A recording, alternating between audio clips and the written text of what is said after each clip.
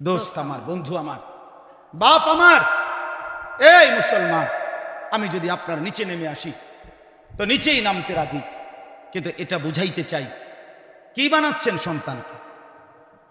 মুসলমান, এই মুসলমান বাপ, কি রেখে যাচ্ছেন সন্তান?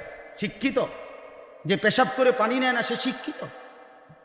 যে কলমের এক খোঁচায় লাখ টাকা কোটি টাকা মেরে দেয়, এত বড় মানুষ, এত বড় জানোয়ার, এত বড় হারামখোর, সেটা সভ্য হয় কেমনে?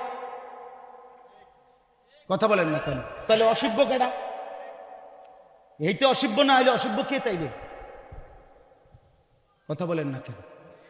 হ্যাঁ, আমি সবার গায়ে নিবেন না, যে অন্যায় করেন না আপনার গায়ে লাগাও, দরকার নেই, আপনি সেদবেন তা।